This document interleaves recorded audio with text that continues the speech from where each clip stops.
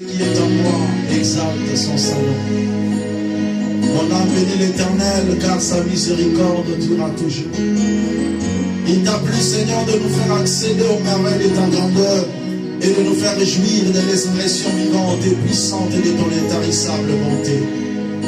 Tu la renouvelles pour nous à chaque fois que le soleil s'élève, car tous nos instants vécus sont un vrai bonheur que ton amour témoigne. Si je contemplais les cieux, l'ouvrage de ta main,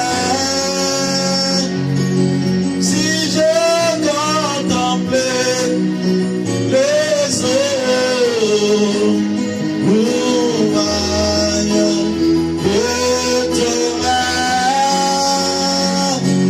si je le paysage, l'ouvrage de ta main, le monde me manque pour te louer, pour t'adorer, oh Jésus, magnifique.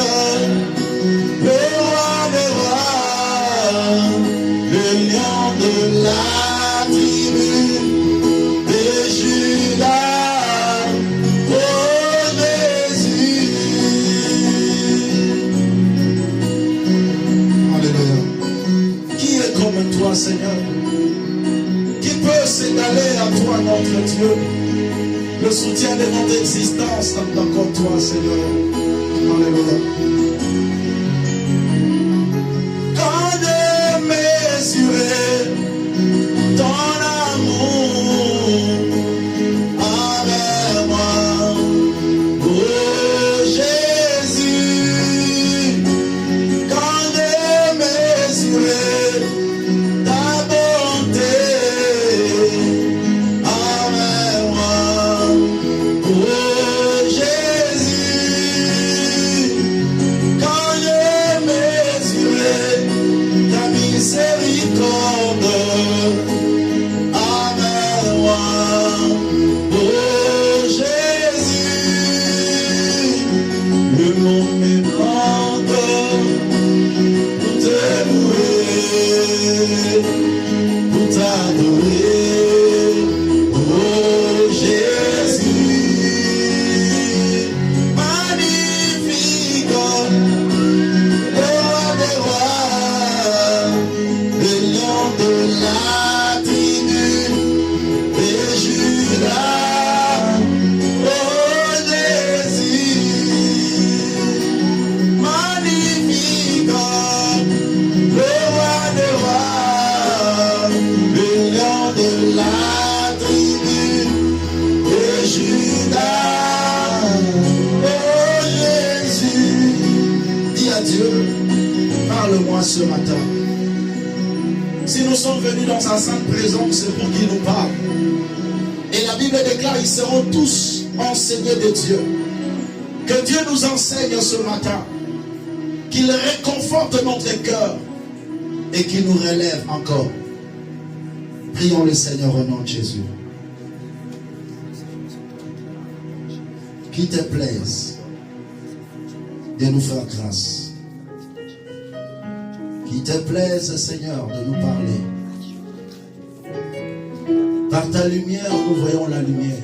Et au travers de ta parole, nous avons la vie. Au travers de ta parole, nous sommes restaurés. Au travers de ta parole, nous sommes sanctifiés. Que ton nom soit béni. La Bible déclare, lorsque ton peuple s'ensemble, tu te révèles et tu leur parles. Seigneur, notre prière de ce matin, que tu nous parles en particulier, que tu disposes nos cœurs et que cette parole puisse trouver une place dans nos vies afin de nous restaurer. Au nom de Jésus que nous avons prié. Amen. Est-ce qu'on peut acclamer pour la gloire de Jésus-Christ?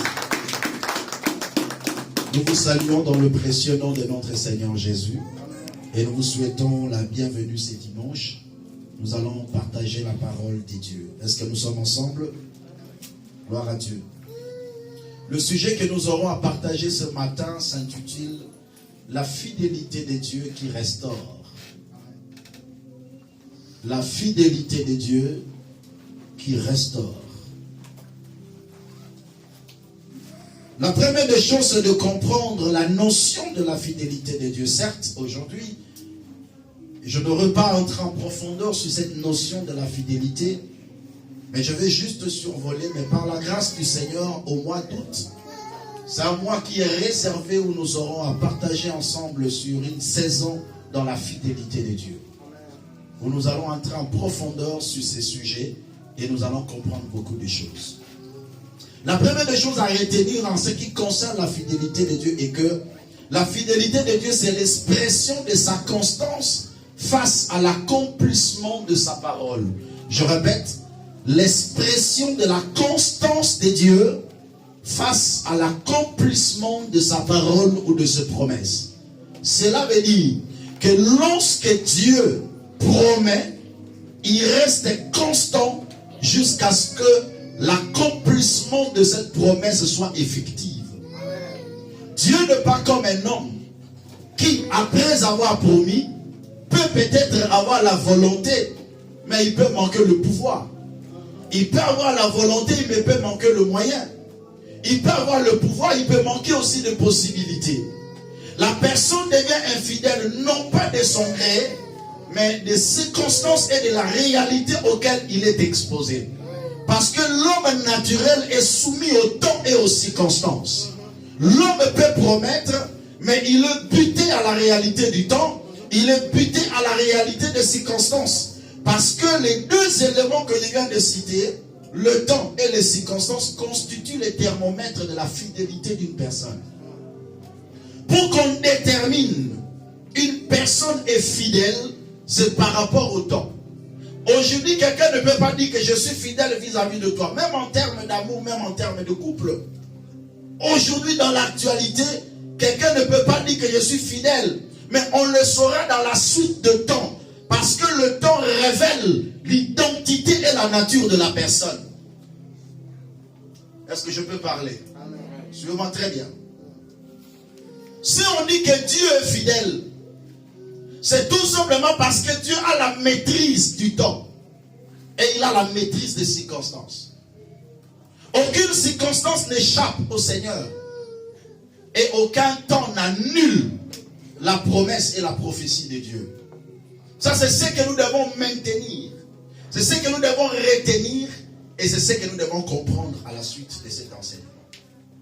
J'aimerais que nous puissions lire ensemble avec mon frère Dorivel, Ésaïe chapitre 14, verset 24. Après, je vous donne le texte de base et puis on va avancer.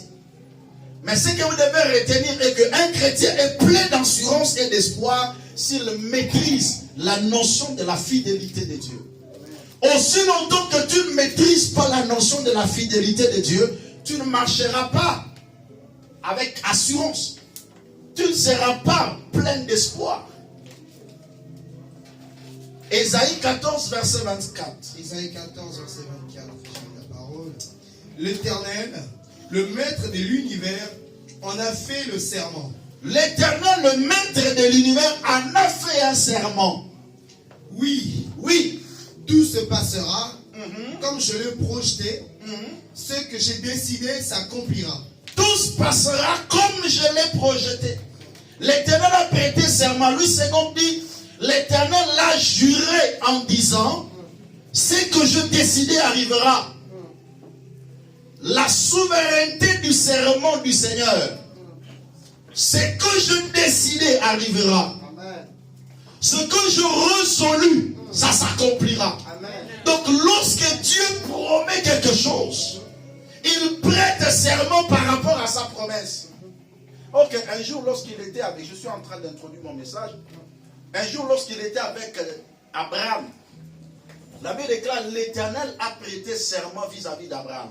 Il a vu auprès de qui, au nom de qui je peux prêter serment, il n'a vu aucune personne qui était au-dessus de lui. Alors, il jura par lui-même. Lorsque Dieu promet, il jure par lui-même. Lorsque Dieu promet, il met même sa divinité en jeu. Bien aimé, la connaissance que nous avons de Dieu détermine notre attitude et ce que nous pouvons recevoir de lui. L'Église doit maîtriser la notion de la souveraineté et de la fidélité de Dieu. Et que lorsque Dieu promet, il reste constant. Il ne change pas jusqu'à ce que la prophétie ou la promesse va s'accomplir. Notre texte de base, c'est Luc chapitre 15. La fidélité de Dieu qui restaure. Luc chapitre 15, pour votre méditation, à partir du 11e verset jusqu'au verset 32. Je vais prendre petit à petit et puis on va avancer. Il dit encore, un homme avait 2 fils. Je suis dans Luc chapitre 15, verset 11 à 32. Il dit encore, un homme avait 2 fils. Le plus jeune dit à son père, mon père, donne-moi la part de bien qui doit me revenir. Et le père leur partagea son bien. Peu de jours après, le plus jeune fils ayant tout ramassé, partit pour un pays éloigné, où il dissipa son bien en vivant dans la débauche. Lorsqu'il eut tout dépensé, une grande famine survint dans ce pays, et il commença à se trouver dans le besoin.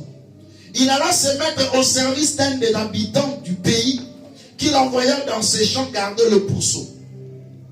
Il aurait bien voulu se rassasier des carouges que mangeaient les pourceaux, mais personne ne lui en donnait.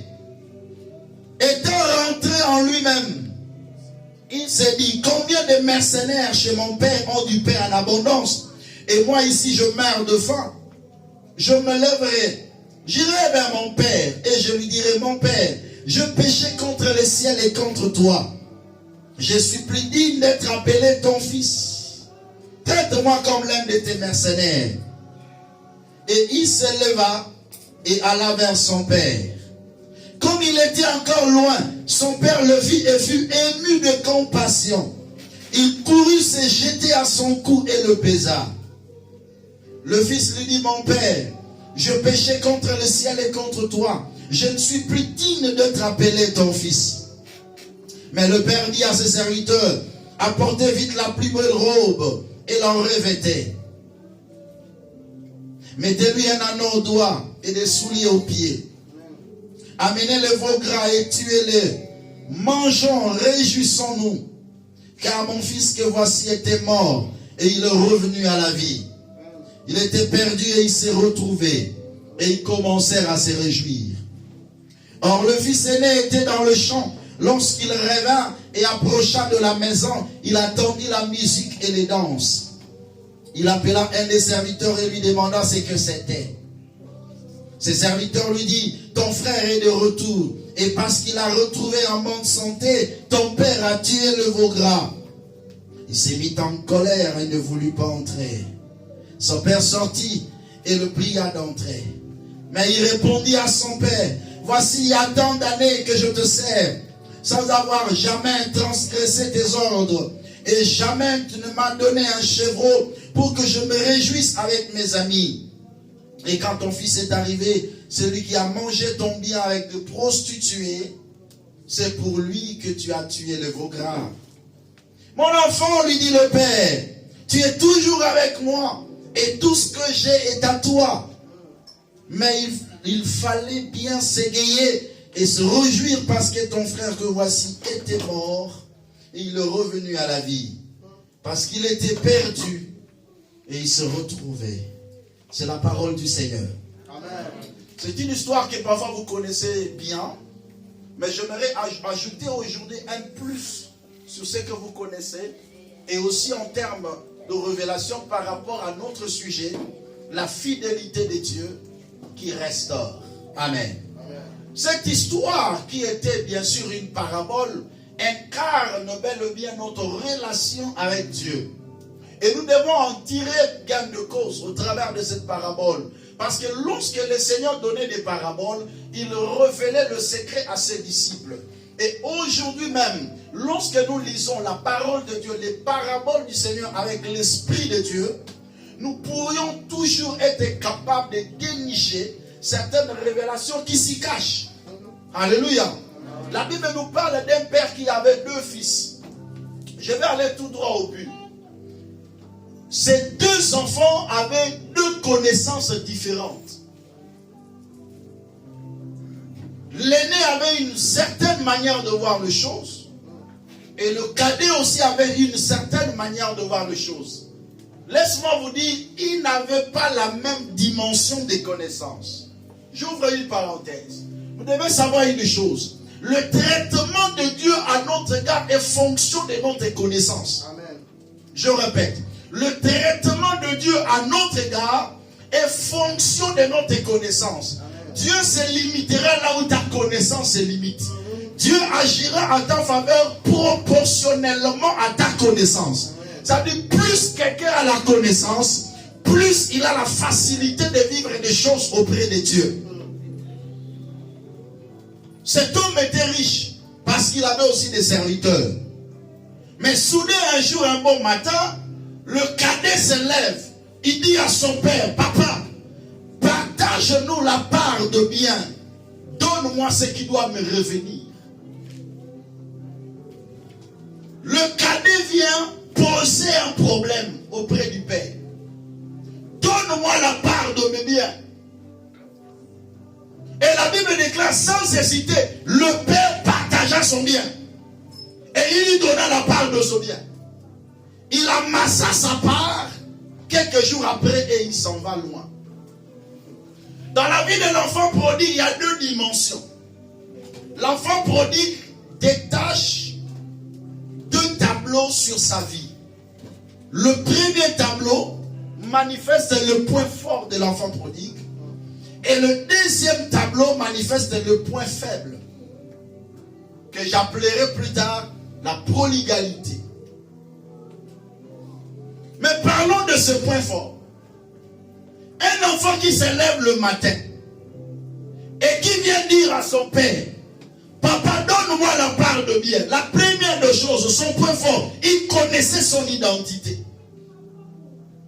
Bien-aimé dans le Seigneur, la plus grande ignorance que l'homme peut avoir sur la terre, c'est la méconnaissance ou l'ignorance de son identité. Qui es-tu? Le Seigneur Jésus, lorsqu'il donne la formule de la prière, la première des choses, il dit, lorsque vous priez, dites, notre Père qui est aux cieux. Quelle est la position que tu as vis-à-vis de Dieu? Pourquoi il commence par là? Comment tu t'approches devant Dieu? Comme un simple Dieu? Comme une simple créature suprême? Ou tu t'avances comme un Père? Il dit, lorsque vous priez, dites, notre Père. Et il crée une démarcation qui est aux cieux pour les différencier avec ton Père charnel. Parce que lorsque tu fais une demande auprès de ton Père terrestre, il peut avoir la volonté de te donner, mais il n'a pas le moyen.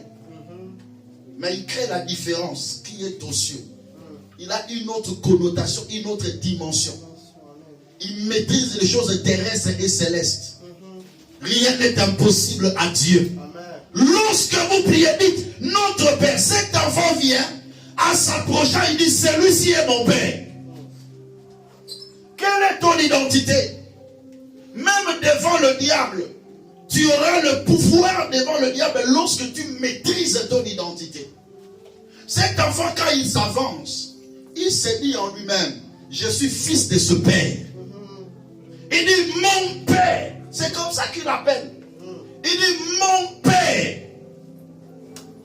Deuxièmement, il avait la connaissance de son héritage. Parce que tout ce qui appartient au Père est un héritage pour le Fils. C'est quoi l'héritage? C'est la bénédiction du Père. Et quand cet enfant s'avance auprès de son Père, il se dit en lui-même que tout ce que le Père a est pour moi. Amen. Voilà pourquoi le Seigneur disait un jour, de qui suis-je le débiteur, je le payerai. Une bénédiction qui appartient au Père. Lorsque c'est légué auprès des fils, on parle de l'héritage. Mais plus loin, je vais vous révéler quelque chose qui va peut-être vous choquer. Et par là, je vais ouvrir une autre révélation. Mais suivez-moi bien. Cet enfant avait la connaissance de son héritage. Et il dit à son père, donne-moi ma part. Troisième point fort, il avait la capacité de réclamer sa part, de demander sa part. Pourquoi? Parce que Colossiens 1,12 dit, Colossiens 1,12, rendez grâce au Père qui vous a rendu capable d'avoir part à l'héritage de saint dans la ligne. Rendez grâce à Dieu qui vous rend capable d'avoir part à l'héritage. Cet enfant avait tellement la connaissance, en tel enseigne qui dit à son père, donne-moi la part qui doit me revenir. Laisse-moi déclarer, prophétiser sur toi. Dans tout ce que Dieu possède, et toi aussi tu as ta part. Est-ce que je suis en train de parler à quelqu'un là? Je te sens pas, si je te sens, je décolle encore. Je dis dans tout ce que Dieu possède, toi aussi tu as ta part. Voilà pourquoi moi j'aime dire aux enfants de Dieu, lorsque tu vois les autres être bénis, ils reçoivent leur part, mais ils ne prennent pas ta part. Amen. Oh non, est-ce que je parle? Est-ce que je suis en train de parler là? Je dis, quand tu vois les gens être bénis, les karoka nakala, ils te dépassent en ancienneté. Mais il ne te dépasse pas en bénédiction. Parce que Dieu a la part de tout un chacun. Amen. La vie sur terre est semblable à un livre où chacun de nous a sa page. Lorsque ta page n'est pas encore arrivée, ne t'en fais pas. Lorsque tu vois Dieu bénir les autres, leur bénédiction ne tarit pas la source de la bénédiction de Dieu. Alléluia. Comment tu peux avoir un mauvais cœur quand l'autre est béni? Mais dis non, c'est sa part qu'il a reçue. Et moi aussi j'ai ma part. Je déclare, je prophétise ce matin que l'Éternel te fasse entrer en possession de ta part. Que tu prennes la part de ta bénédiction au nom de Jésus. Dans l'héritage de Dieu, toi aussi tu as ta part. Non, lorsqu'une page arrive, cela ne détecte pas la fin du livre. Le livre est encore là. Il y a encore plusieurs pages. Chacun de nous a sa page. Moi, j'ai ma page.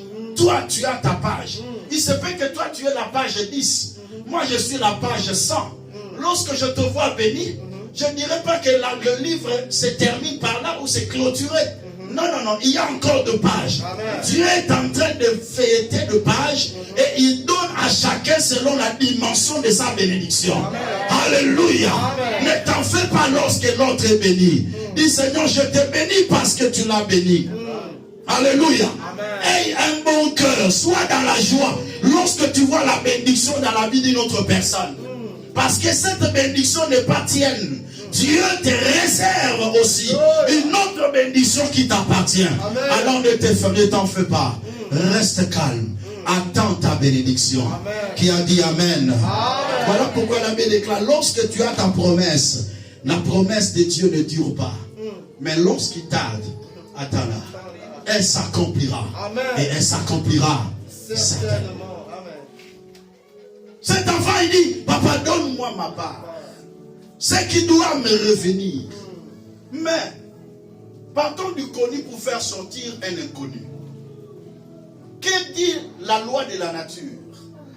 Par rapport au droit successoral, lorsque le père vit encore, l'enfant en réalité n'a pas droit à l'héritage.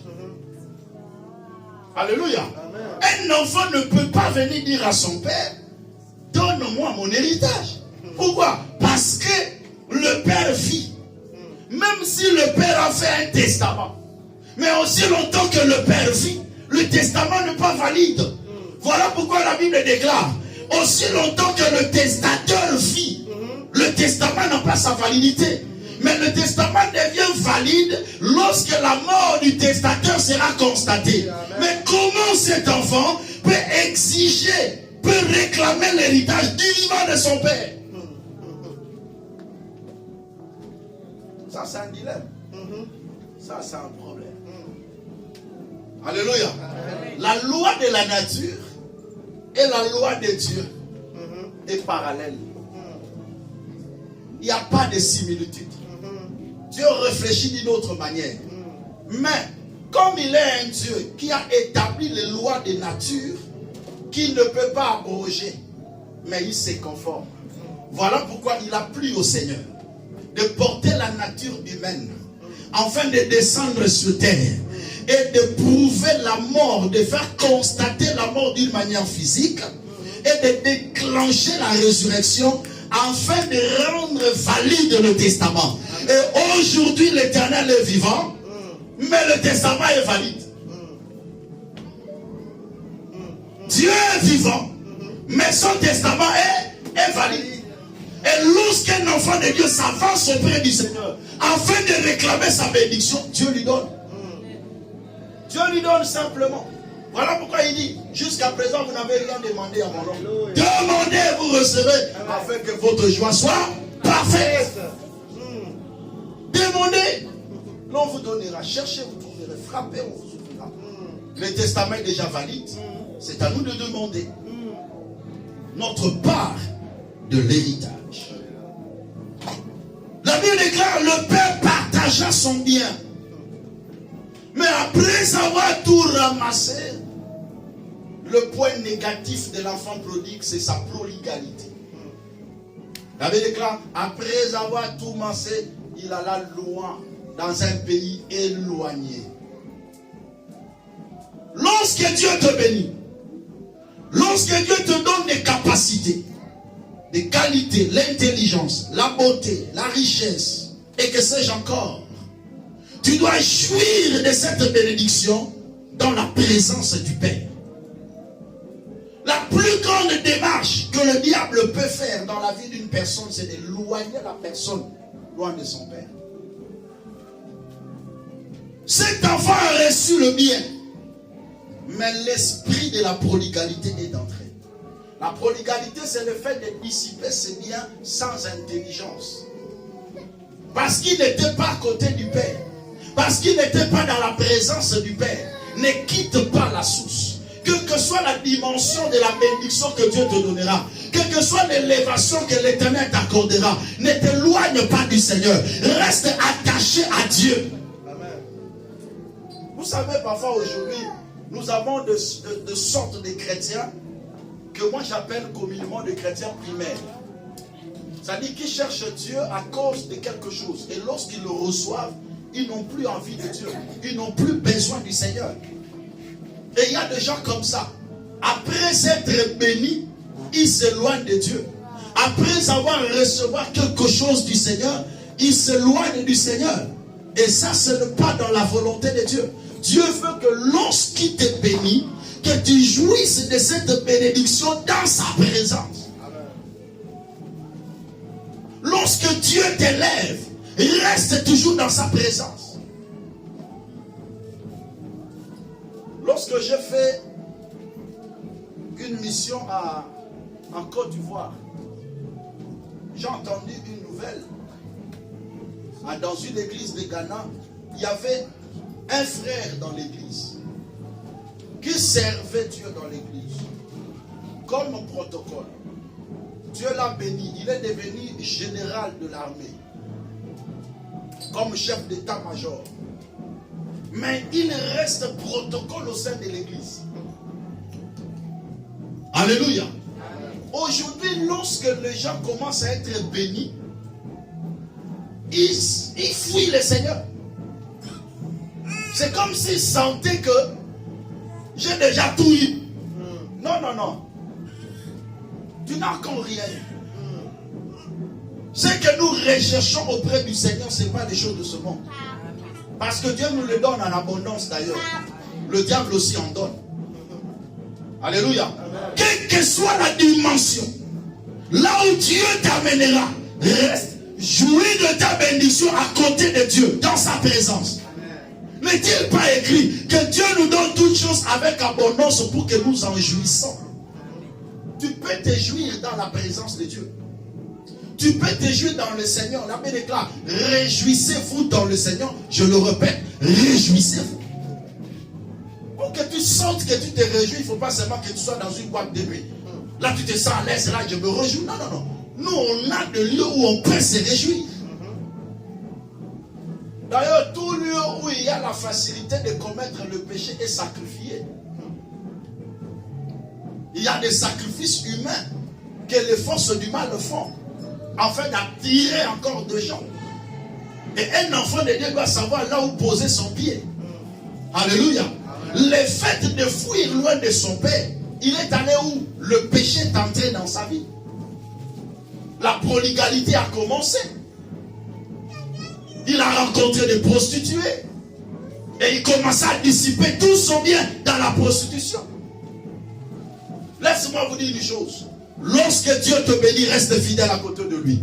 Dieu te donne l'intelligence, utilise cette intelligence pour la gloire de son nom. Dieu te donne la richesse, utilise cette richesse pour la gloire de son nom. Tout ce que Dieu te dit, tout ce que Dieu te donne, tout ce que Dieu fait dans ta vie, reste sous ses pieds. Vous savez, un jour, Jacob y rencontra le Seigneur. Le Seigneur lui dit, lui-même il a fait une promesse, il dit, Seigneur, lorsque tu me béniras, sur le chemin où je suis en train de parcourir, je reviendrai en ces lieux et je te donnerai la dîme de tout. C'était où? À Luz, qu'il a surnommé Bethel. Il est allé, quelques années après, le Seigneur l'a béni. Au lieu de retourner à Luz ou à Bethel pour aller bâtir l'autel de Dieu, la Bible déclare qu'il est allé de l'autre côté. Il a construit des temples et le péché est entré dans sa maison. Les idoles sont entrés dans sa maison. La sécheresse est entrée dans sa vie. Dieu est venu pour se révéler à lui. Il dit, mais Jacob, lève-toi de là où tu es. Va à Bethel, là où j'étais apparu. Il y a des gens qui multiplient la prière lorsque rien ne marche. Quand tout marche, ils n'ont plus de vie de prière. De prière taillée sur mesure. Quand les choses marchent, il n'a pas besoin de Dieu. Quand les choses ne marchent pas, il court vers le Seigneur. Ça, ce n'est pas dans la volonté de Dieu le Père. La volonté de Dieu est que quand il te bénit, tu restes là. Tu demeures dans sa présence. Et tu jouis de ta bénédiction où? Dans sa présence. Pourquoi? Parce qu'il y a un principe. Nombre chapitre 6, verset 24. Lis-moi ce verset rapide.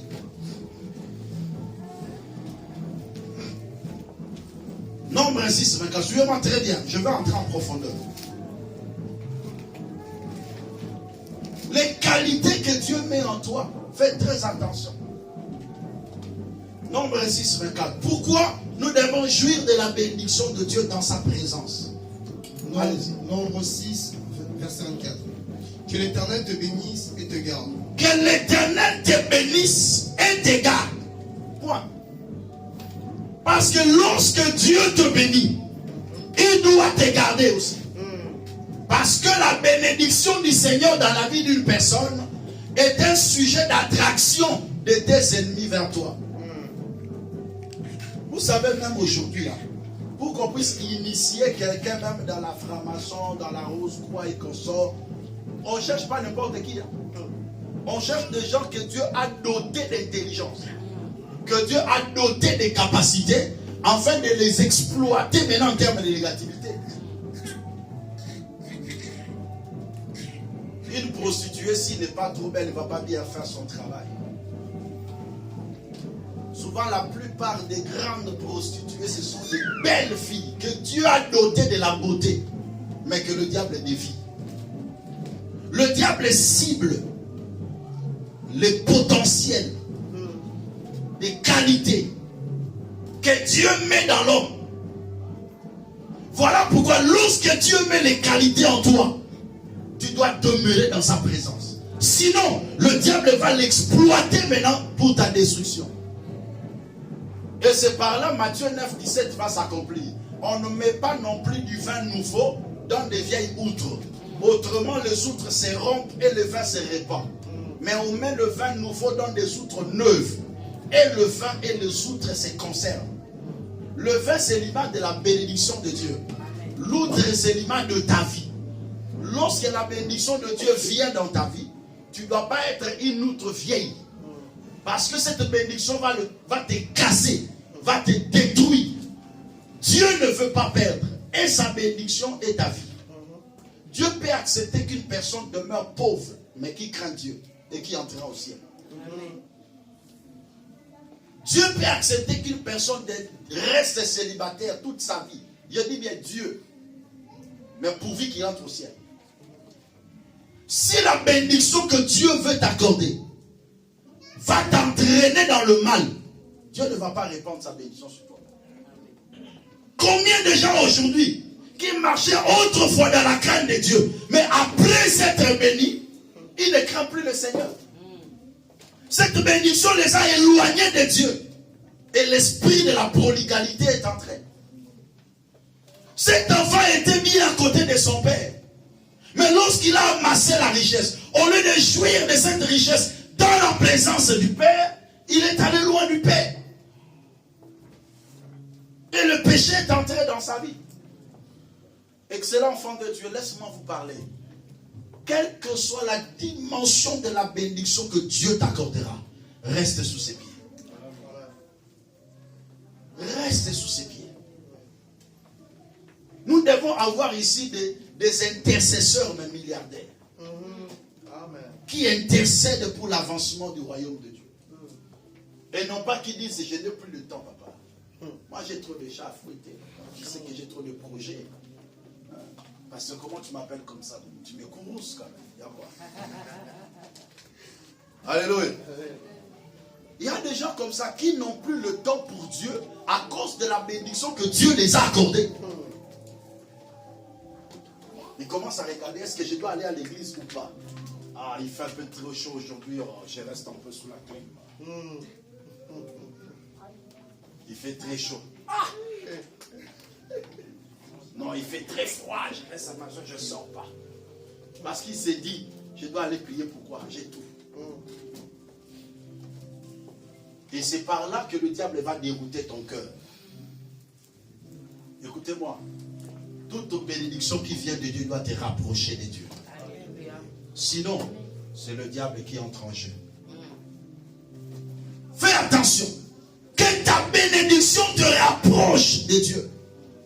Si tu sens que tu es béni, de plus en plus tu te détaches de Dieu, il faut beaucoup prier. Le diable est en train de chercher ta destruction. Cet enfant a tout dissipé. Dans un rien de temps, il n'avait plus rien. Il est allé chercher du travail. Un patron qui redevient employé. Celui qui commandait des serviteurs était maintenant commandé. Et on lui donne le travail de paître et de pourceau. Et il n'avait même rien à manger. Quelque temps après, avec son salaire minable, il revient en lui-même. Il y a des temps où il faut revenir en soi-même. Il y a des temps où il faut faire l'introspection sur ta vie. Amen. Vous savez pourquoi en Europe, les gens ne prient pas beaucoup? Parce qu'ils se contentent de la réalité auquel ils sont exposés. Je peux trouver un travail facilement. Je peux avoir un salaire. Si je n'ai pas de salaire, il y a le RSA. Si je n'ai pas ceci, il y a ceci. Il y a tant d'avantages. Je ne vais pas souffrir en famille. Tout ça. Je vais aller chercher Dieu. Pourquoi? Alléluia. Nous, on ne prie pas à cause de la pauvreté. Mais nous prions parce que nous avons reconnu la grandeur de Dieu. Amen. Revenu en lui-même, il dit, ah, qu'est-ce que je fais là? Qu'est-ce que je fais dans la maison de mon père? Il y a des mercenaires, des travailleurs qui ont du pain en abondance. Mais ici, moi je n'ai pas de pain. Dans la maison de mon père, les serviteurs ont du pain en abondance. Mais moi ici, serviteur, je n'ai rien. Mais dans la maison du père, j'étais fils. Je n'étais même pas serviteur. Si les serviteurs ont du pain en abondance, à combien peut faire raison le fils? Ainsi, revenu en lui-même, Il s'est dit, je veux retourner auprès de mon père. Je lui dirai, mon père, je ne suis plus digne d'être appelé ton fils. Pourquoi il dit ça?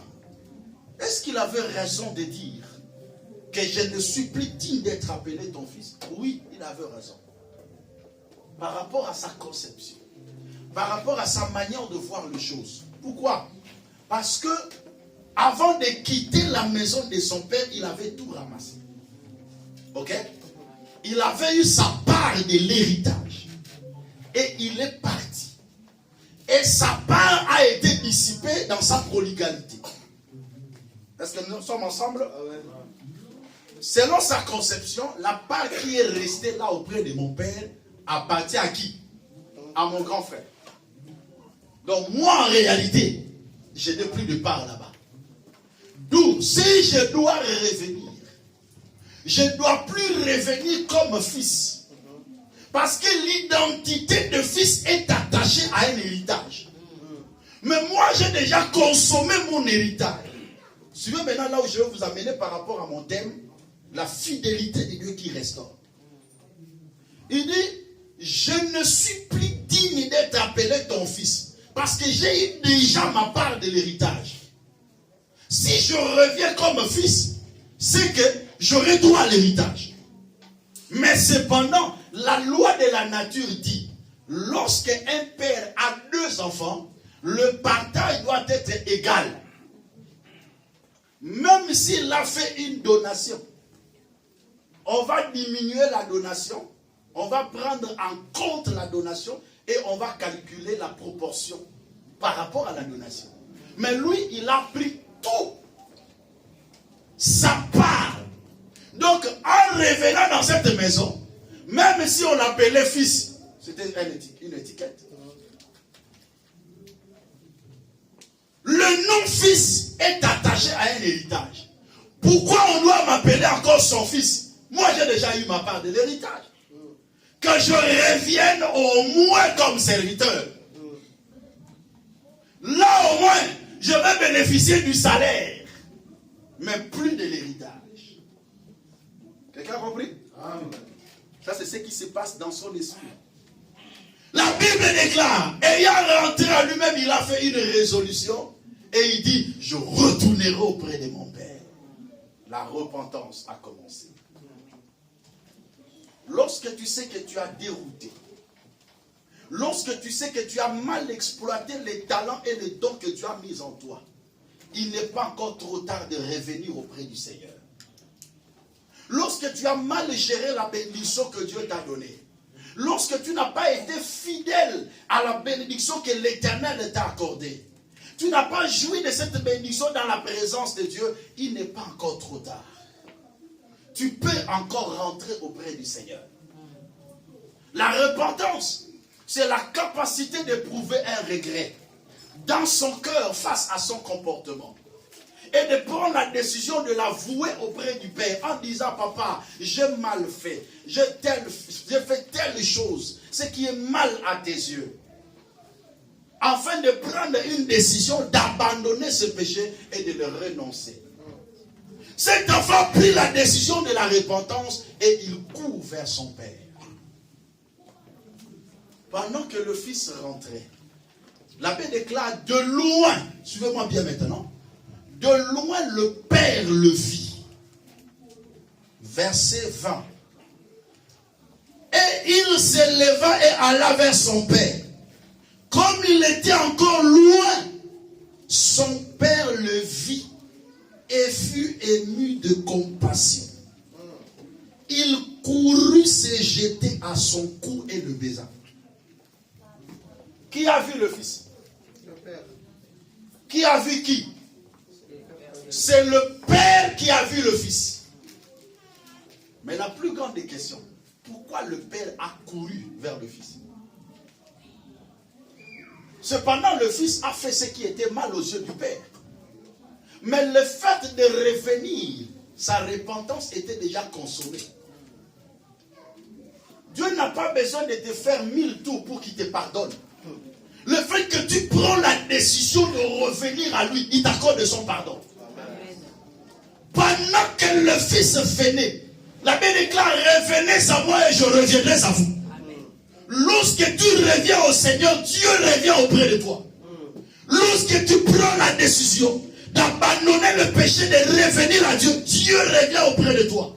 Et la Bible déclare, il se jeta à son cou et le baisa. C'est-à-dire, il l'admet dans son intimité. Psaume 65, verset 5.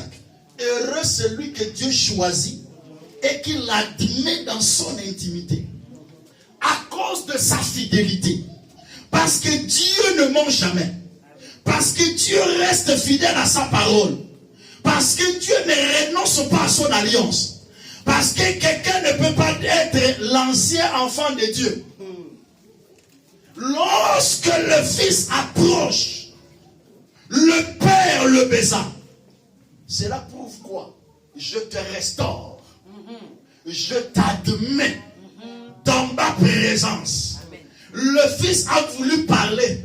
Oh papa, ne me prends pas comme ton serviteur. Prends-moi comme l'un des... Il n'avait même pas encore terminé de parler. Le père éleva la voix en disant, apportez-moi la plus belle robe. L'en revêtez. Tuez un veau gras.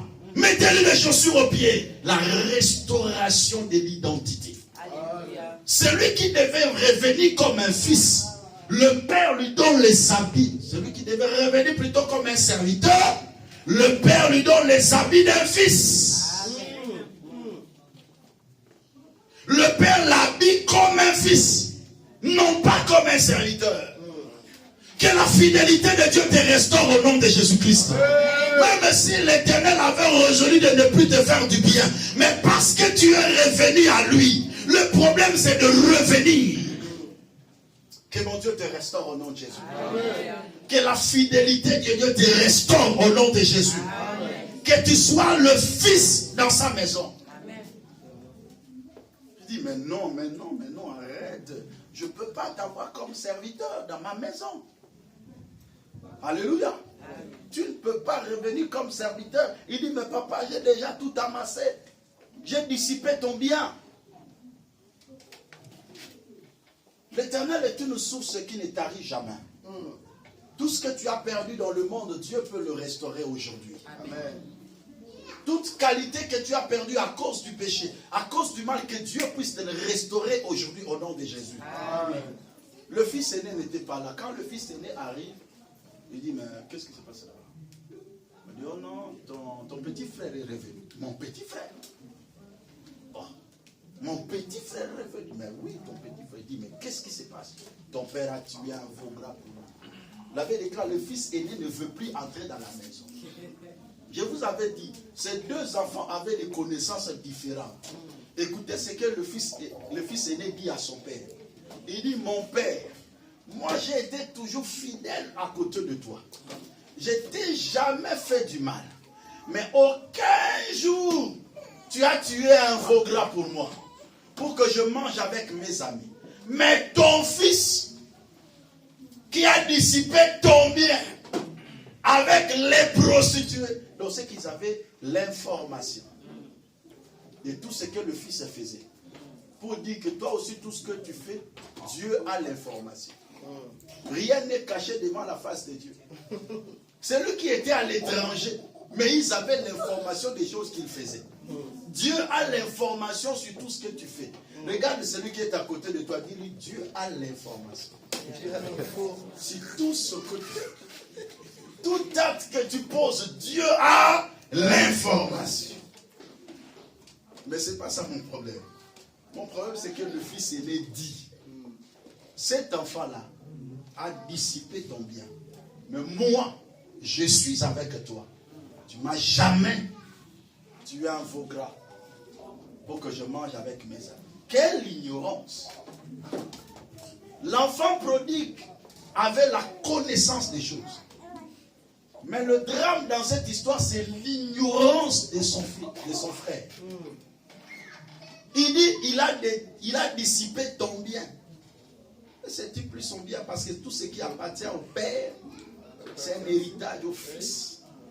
Alléluia. Et le père est en train de lui répondre avec regret. En disant, je suis toujours avec toi. tout ce qui est à moi est à toi. Alléluia.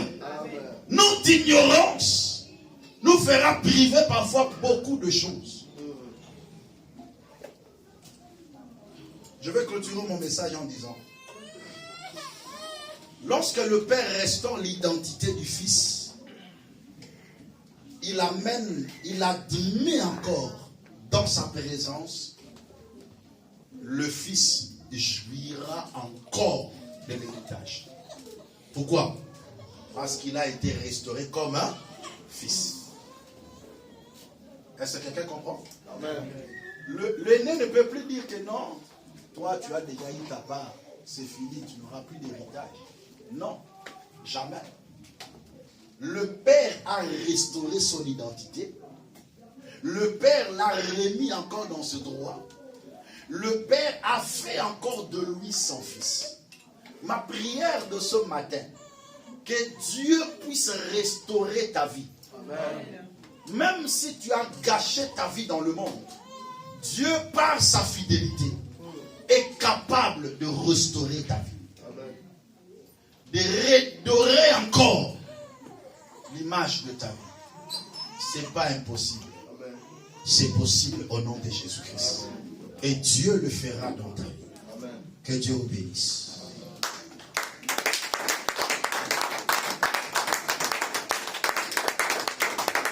Est-ce que tu peux t'élever là où tu es? Nous allons prier. Lève-toi avec la foi dans le cœur. Est-ce que Dieu t'a-t-il béni? Dieu t'a donné de qualité. Dieu t'a donné l'intelligence. Dieu t'a donné la force. Que fais-tu? Es-tu accroché à Dieu ou tu es encore loin de lui? Que ce message puisse interpeller la conscience de plusieurs. De se dire, je dois retourner à l'Éternel, mon Dieu. Je dois rentrer auprès du Seigneur.